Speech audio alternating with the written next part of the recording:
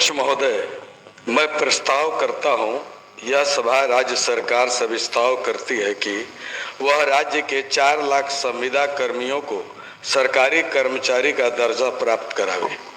माननीय मंत्री सामान्य प्रशासन महोदय, सरकार की स्पष्ट नीति है कि जो सरकारी कर्मचारी होते हैं यानी नियमित सरकारी सेवक होते हैं और जो संविदा कर्मी होते हैं, दोनों की नियुक्ति प्रक्रिया तथा सेवा शर्तें अलग अलग होती हैं। इसलिए सीधे एक बार में 4 लाख संविदा कर्मी को सरकारी सेवक या सरकारी कर्मी नहीं माना जा सकता है। वैसे जो संविदा कर्मी भी है महोदय, उनके मांगों पर सहानुभूति पूर्वक विचार करते हुए मुख्यमंत्री जी ने अनेक अवसरों पर उनकी सुविधाएं बढ़ाई हैं कि जैसे उनकी पहले कुछ ही दिनों के लिए होती थी, कुछ ही वर्षों के लिए संविदा होती थी, अब उनके सेवानिवृत्ति की आयु तक वो इस संविदा पे रह सकते हैं और भी उनको ईपीएफ ई सब की सुविधा अलग अलग समय पर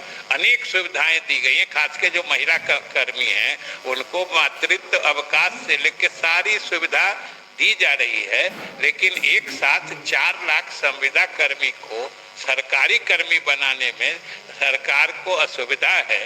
इसलिए माननीय सदस्य से आग्रह है कि अपना प्रस्ताव वापस लें। माननीय मंत्री के विशेष जवाब के आलोक में क्या माननीय सदस्य अपना प्रस्ताव वापस ले सकते हैं? मुझे सिर्फ 4 पंक्ति बोलने का अवसर दिया जाए। 2 पंक्ति कविता में?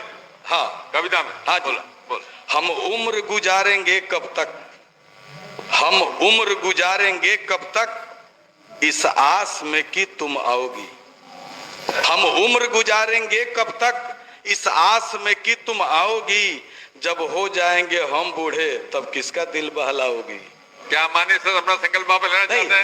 दो पंक्ति आपके हो गया ना, 4 हो गया। यही आरजू है आपसे, यही आरजू है आपसे, कुछ और न कहने वाले हैं। यही आरजू है आपसे, कुछ और न कहने वाले हैं। उम्मीद उन्हीं से होती है जो दर्द समझने वाले हैं। मैं अपना संकल्प इस उम्मीद के साथ कि कभी इन 4 लाख कर्मियों के बारे में माननीय मुख्यमंत्री जी विचार करेंगे, क्योंकि हम आपके हैं, आप ही से प्यार करते हैं, इसलिए आपसे ये आग्रह है कि आप ही विचार करते हैं और आप ही विचार करेंगे। मैं अपना संकल्प वापस लेता हूं। की एडिशन को लाने का काम किया गया, इसके लिए विशेष तौर पर आग्रह करूंगा कि सदन से सर्वसम्मति से धन्यवाद देने का भारत सरकार को प्रस्ताव भेजा। माननीय मंत्री जी का जवाब आया है। मैं धन्यवाद देना चाहती हूँ सबसे पहले माननीय मंत्री जी को और माननीय मुख्यमंत्री जी और ग्रामीण कार्य विभाग को। जिस पेपर के आर्टिकल से मैंने ये क्वेश्चन को देखा, मुझे बहुत खुशी हुई कि 5 साल की मेंटेनेंस अवधि पुराने सड़कों की होती थी, अब बिहार सरकार ने इसको 7 साल कर दिया है।